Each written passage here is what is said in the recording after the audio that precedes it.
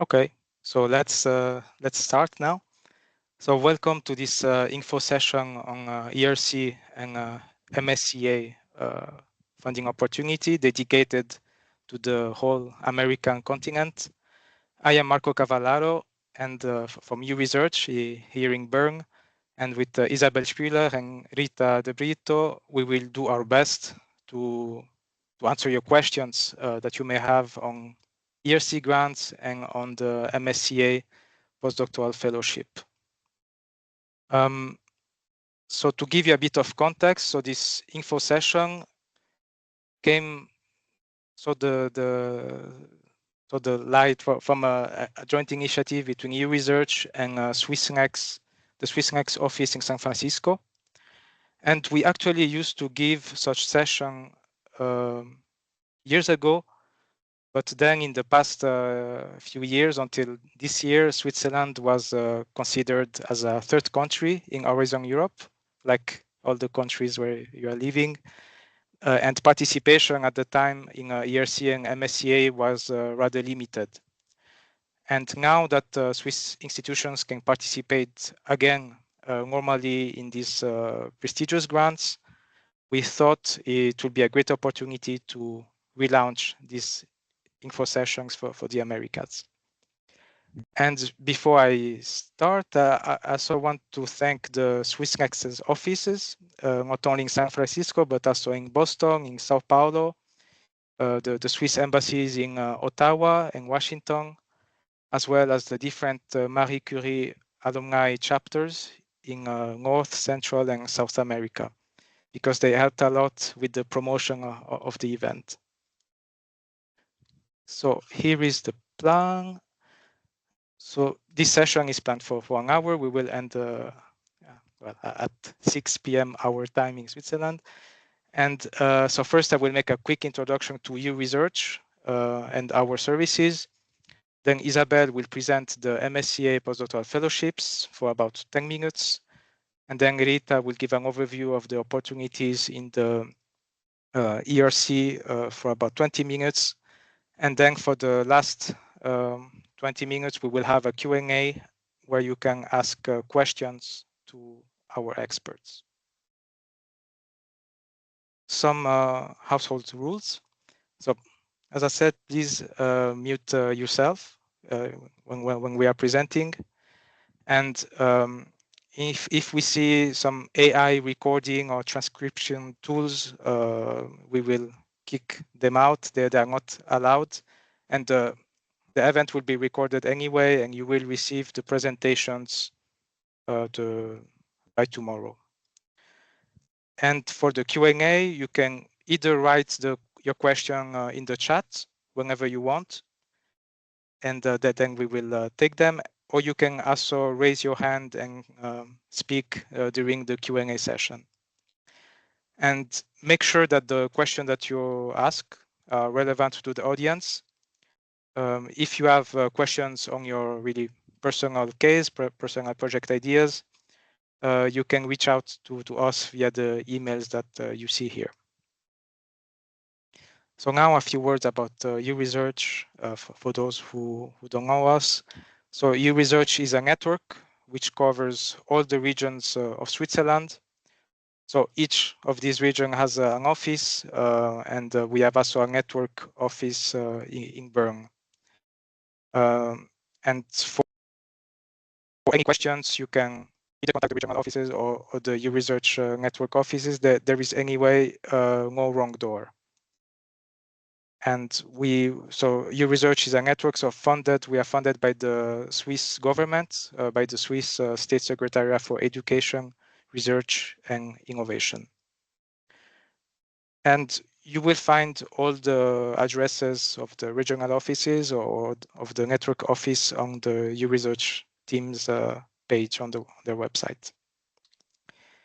And the mission of Euresearch is to inform, advise, and connect researchers based in Switzerland or willing to come to Switzerland with a research project.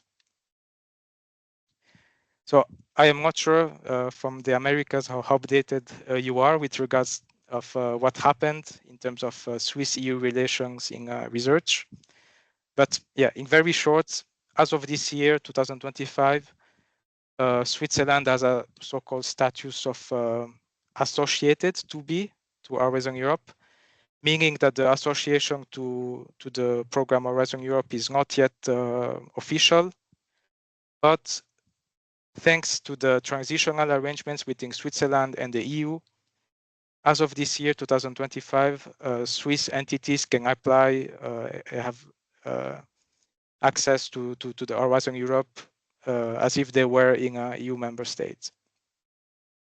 And the association, the conclusion of the association of Switzerland to Horizon Europe is expected to become official at the end of the year, by the end of the year.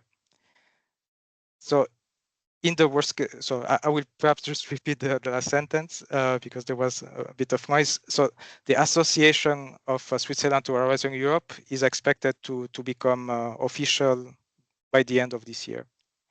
But if in the worst case scenario, if the association does not materialize when you will receive the results of your application, your participation in a successful ERC or MSCA grant will still be funded by the Swiss government. And for any updates regarding the status of Switzerland or EU funding opportunities, you can follow us on social media, notably LinkedIn, Blue Sky, and our YouTube page. So with this, I will give now the word to Isabelle, National Content Point for MSCA, for an introduction to the MSCA Postdoctoral Fellowships. Thank you very much, Marco. So hello, everyone. So nice to see so many who participate from the other side of the world. So in this next 10 minutes, I would like to introduce the postdoctoral fellowship of the Marie Sklodowska-Curie Action. So first, one little word about the Marie Sklodowska-Curie Actions. So this is a program within the excellence pillar, so very close to ERC, but still a bit different. So the features that are at the heart of this program is to promote mobility of researchers, to promote their training and career development. So this is very important to keep in mind. So the international dimension, so as I said, mobility of researchers, and it is completely bottom-up approach. There's no hidden agenda or a topic defined that should be supported more or less. So it's really open to all domains of research, and what counts is the quality of the project and the training that you propose. So now I want to dive into one of the actions, because MSCA has several actions, but today I focus on the postdoctoral fellowship. So this is a grant for individual postdoc researchers. So this is funding for the project, however, also funding for a training of excellent researchers of any field. So it's also very important that in the proposal you show that with this fellowship, you can advance your career. So keep in mind, this is not a regular research funding, but it's also about training and the supervision. And within this call, there are two modalities. So first, I want to introduce the European Fellowship, because I think this is important for today's audience. This is a fellowship basically to attract researchers to come to Europe or to move within Europe. So this fellowship funds a postdoc salary and project for 12 to 24 months. So you can adjust it. It can also be 18 months, for example. And researchers of any nationality can apply. However, what counts is that the host institution where you do your postdoc project has to be located in a European member state or associated country. So you see here, at the moment, this is possible to apply with Switzerland. It has not been possible in the last 4 years to apply with a Swiss institution for a European fellowship. But for this year's call, this is possible. So it's a great opportunity if you're a postdoc researcher and you want to advance your career in Europe. So you can do that in Switzerland or in any other European member state or associated country. The other modality that is a smaller modality is the global fellowship. So here there is a restriction. You need to be a national or a long-term resident of a European member state or associated country. And there are two phases in this fellowship. That's why the fellowship is longer, 2 to 3 years, because you first have 1 to 2 years in a so-called third country, and then a return phase in a European member state or associated country. So, for example, a typical global fellowship is to do 2 years, for example, in the US, and then the researcher comes back to Switzerland. However, what is very important, and I show this in the next slide, is the so-called mobility rule. So because MSCA wants to promote the mobility of researchers, you can't apply for a global fellowship in the country you have been already more than 12 months in the 3 years before the call deadline.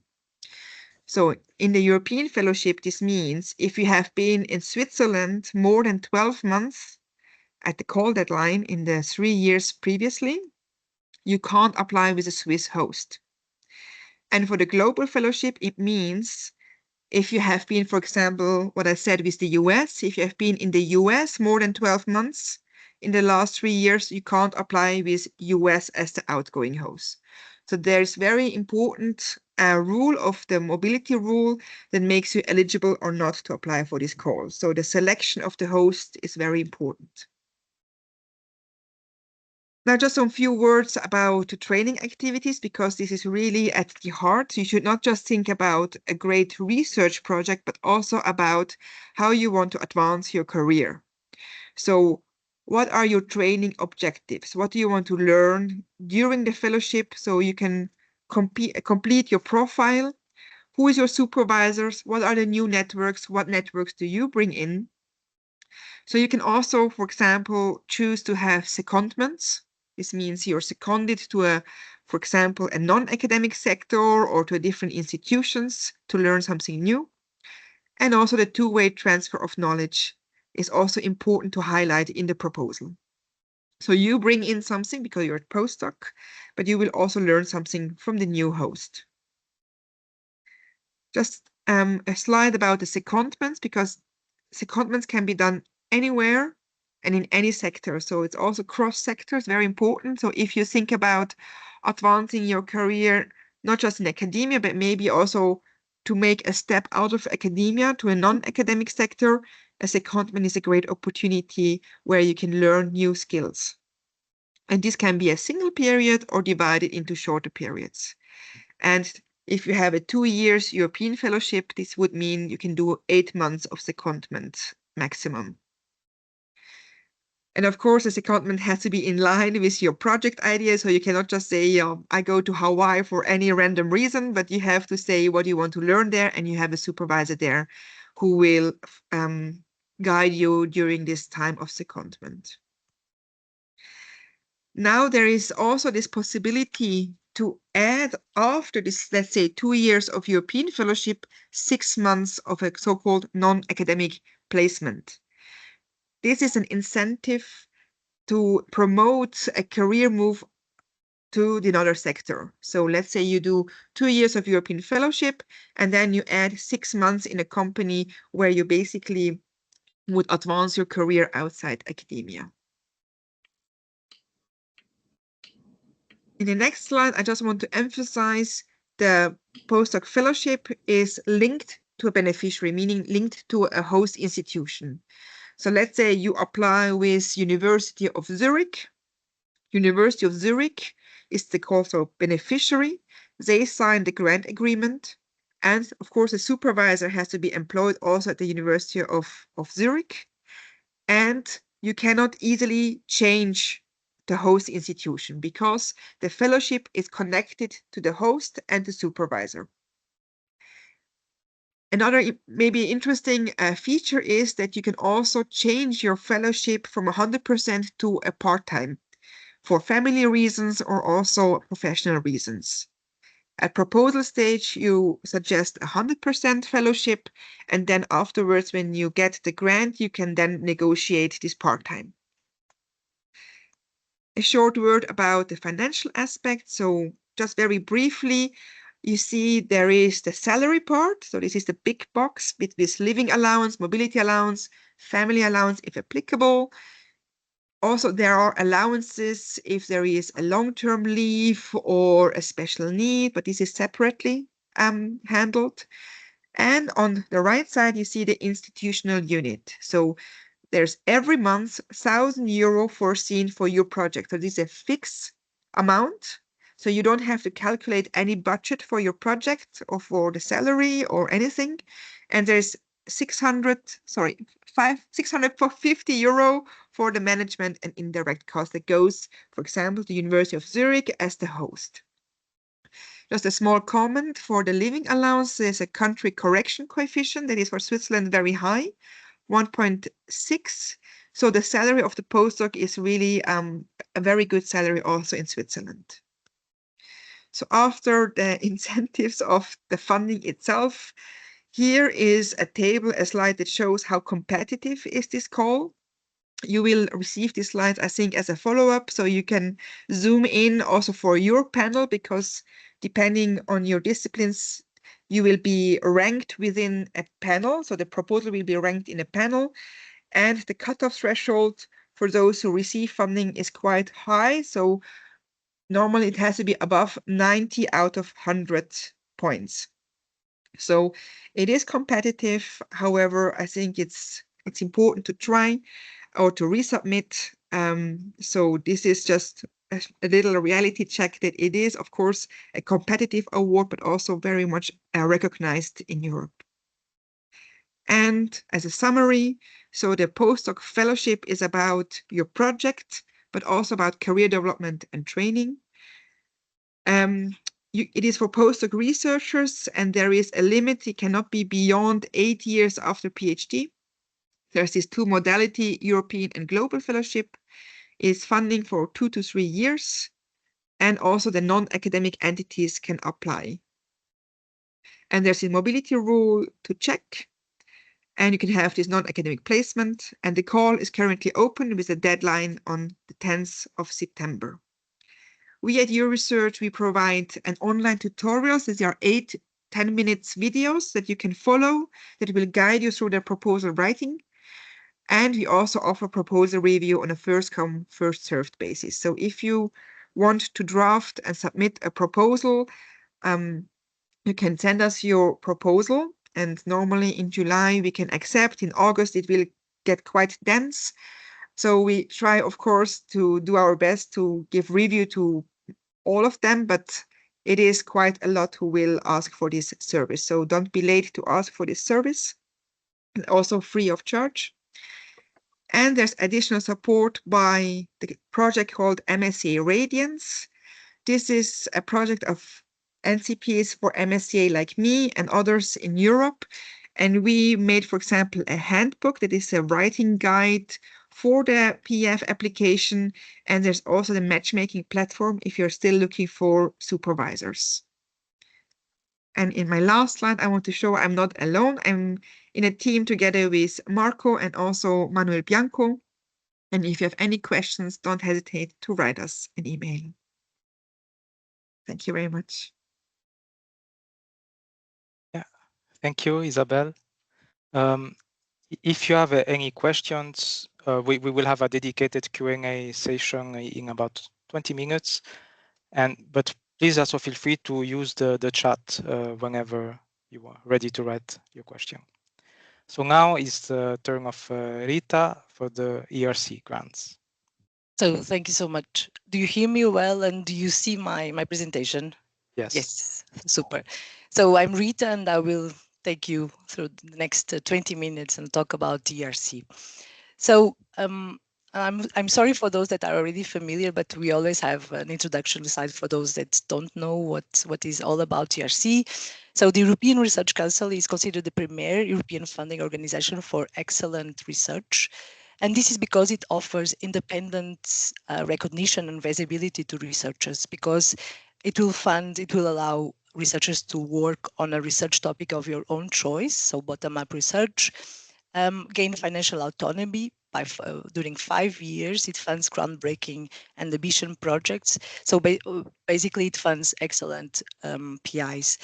Because of the funding conditions and the grant itself, that it will allow you to better negotiate the conditions with your host institution. It will allow you to attract excellent team members and collaborators from anywhere in the world. And contrary to what Isabel mentioned from one of these MSCA, it has something which is called portability. So if once you're Europe, if you desire, you can move your grant to any host institution. So the ERC offers 4 main grant schemes: the starting, the consolidator, the advanced, and the synergy, and I will cover them in the next slide. But it also offers possibility of a proof of concept. So basically, the proof of concept is will allow already ERC funded ideas to progress on a more commercial or innovative way. So I will not cover this grant here today, but if you are interested to know more, just reach out and by email, and I can indicate where you find more information. So as I mentioned, ERC has 4 core grant schemes, which are suitable for PIs at different career stage. So the first one is the starting, as the name indicates. It's for more PIs that are starting their career. So if you have defended your PhD between 2 to 7 years, you can apply to the ERC. You can request up to 1.5 million euros plus 1 million in additional funding, and I will come to the additional funding in a few moments. So to run your project during 5 years, grantees can keep the affiliation with home institutions outside of Europe as long as they fulfill here the requirements. So you have to spend at least 50% of your working time on the project, and also 50% of the working time in EU or associated country, as Marco explained what this means. So in case of the consolidator, you PIs that can apply if they have defended their PhD thesis in this window, 7 to 12 years. You can request up to 2 million euro in funding plus additional funding. The project runs for 5 years, and here you have to dedicate at least 40% of your working time on the project and 50% in Europe. The next grant is for those that are already established PIs, so with excellent scientific track record, which is called advanced grant. You can request up to 2.5 million euros, as well the additional funding. The project runs for 5 years. Here, you have to dedicate at least 30% of the working time on a project, and 50% of this time has to be in Europe or associated country. So for those that have PIs that have a research idea, which is so ambitious that you cannot do it yourself alone with your team, then the Synergy grant, it's something that might be for you. So it funds a group of PIs, minimum 2 PIs up to 4 PIs at any career stage. You can request up to 10 million. 4 million of additional funding. The project runs for 6 years. There, each PI has to dedicate at least 30% of the working time on the project and 50% of the working time in Europe. So this year, there is a novelty which we think would be something of interest for you.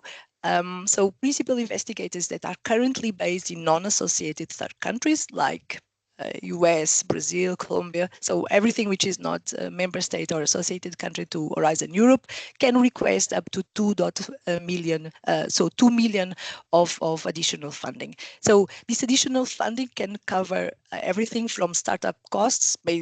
Basically, if you have a lab and you want to move everything from your lab and your team to Europe, from buying major equipment or major experimental and fieldwork costs.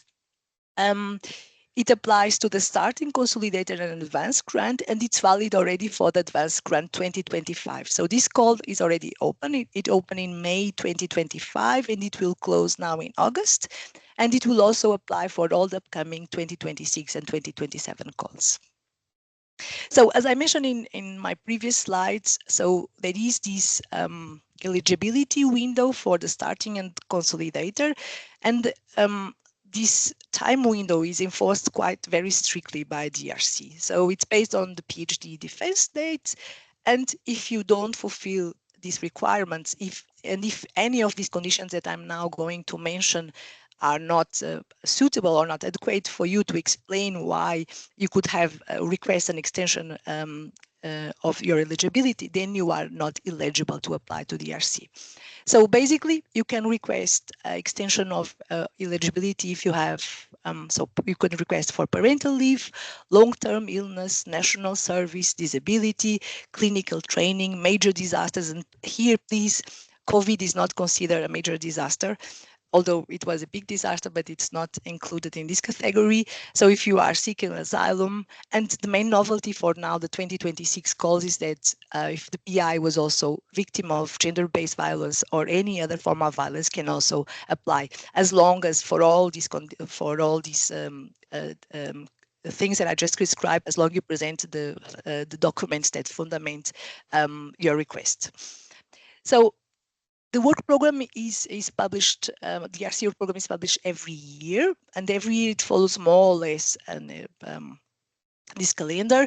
So I cannot tell you when. So we do expect that it will be published early July, so the 2026 calendar, but I cannot pinpoint which day. But I think it will be quite soon.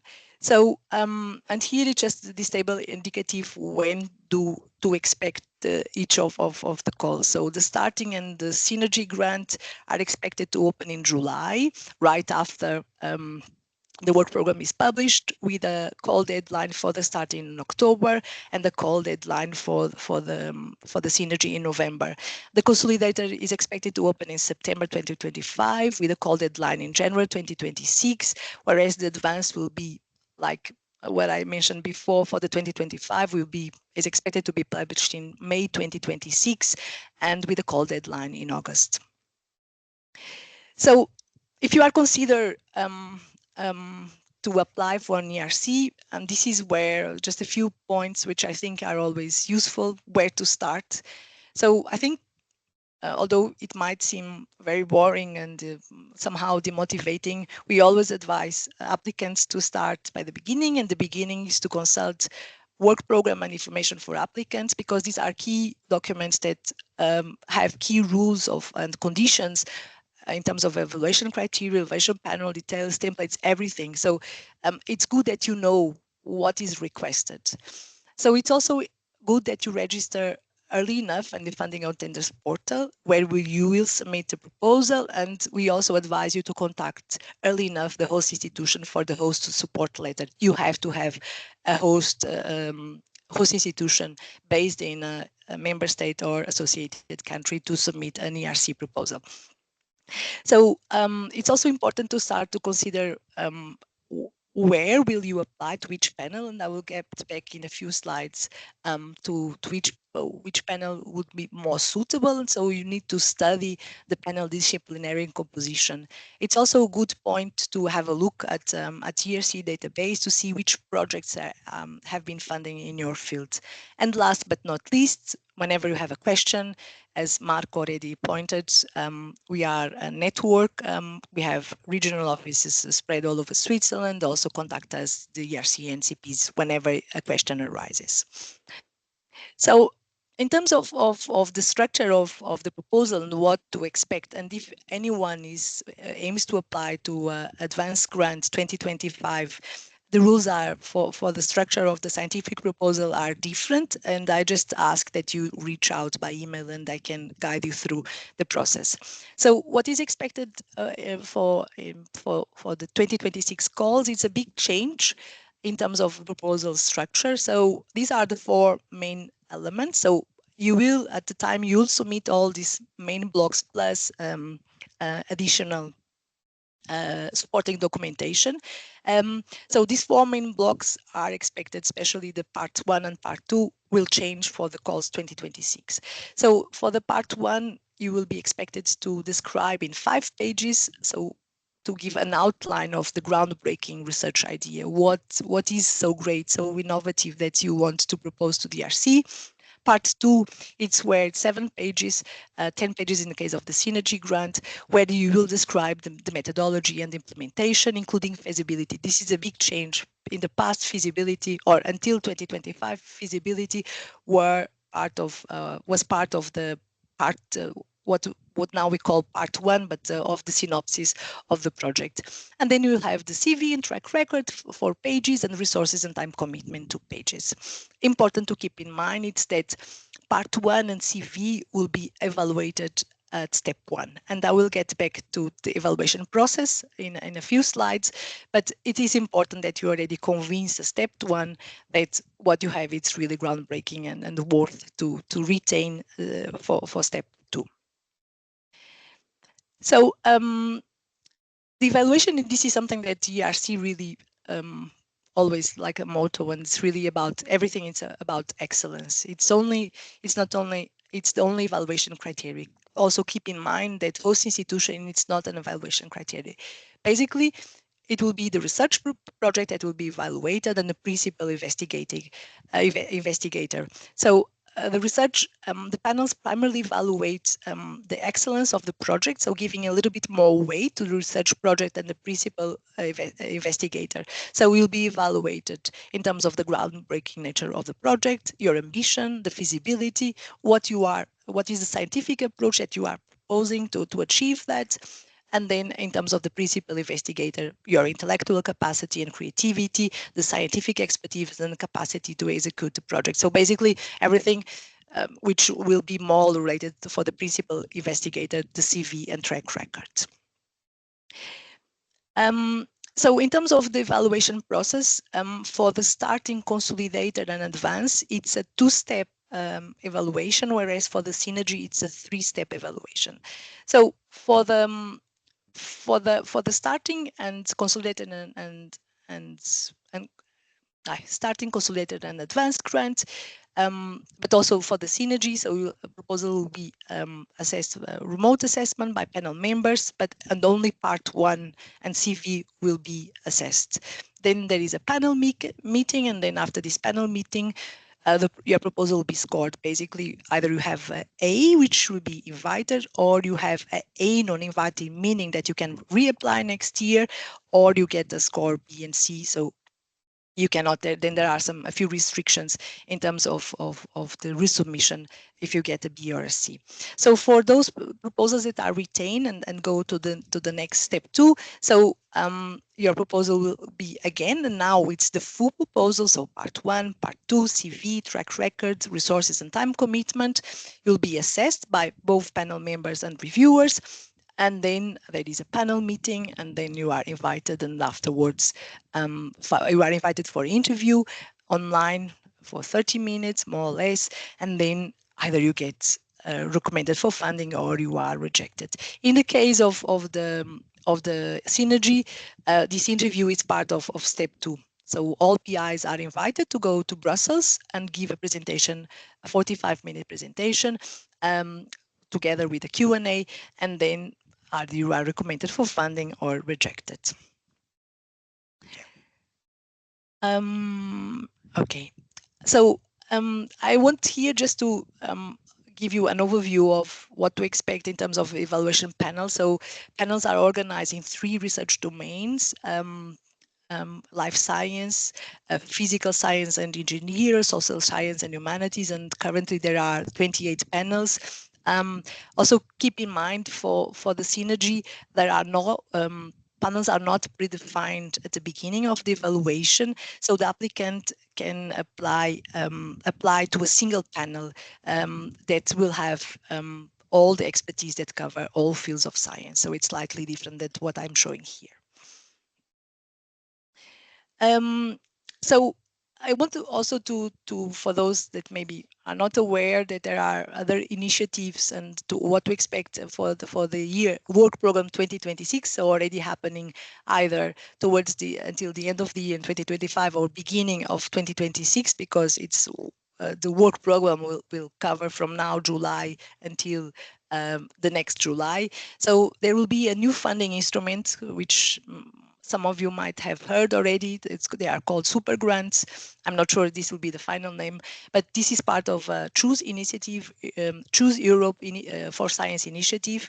So this will be bigger grants in terms, so it's a 7-year grant, substantial funding. So I assume that they will fund more than what currently they are already receiving for the advanced grant, but I cannot give you more information than this. So it will be included in an amendment version for the work program 2026, but I cannot provide you a timeline. What I say is just try to be, if you don't know, just also register at Euresearch that you get information, and to be attentive when the news are out.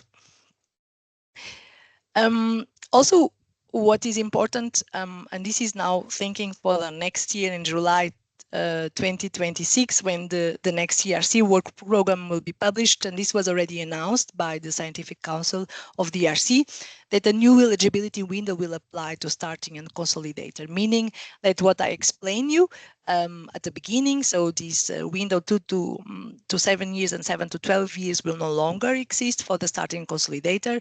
So starting grant applicants will be able to apply immediately after the PhD to a period of 10 years, and consolidator will be able to apply 5 to 15 years after the PhD defense.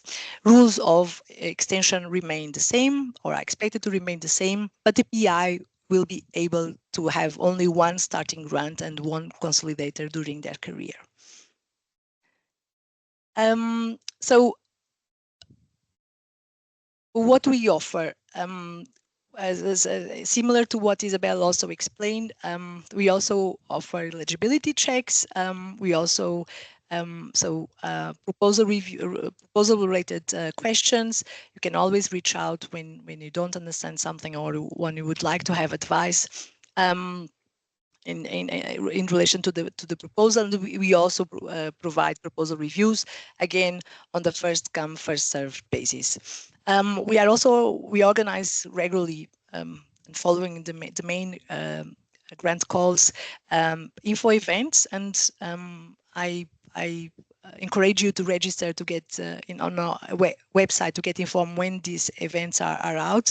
So I can already tell you that we will be organizing and starting grant 2026 and the Synergy 2026 info event in August. And with that, I thank you all, and I also would like to say that this is, of course, we are a team. It's I'm myself, Rita, and Jenny. We are the national contact points for the ERC, and we'll be happy to receive your questions, and I would be happy also to know that maybe some of you are really considering moving to Switzerland.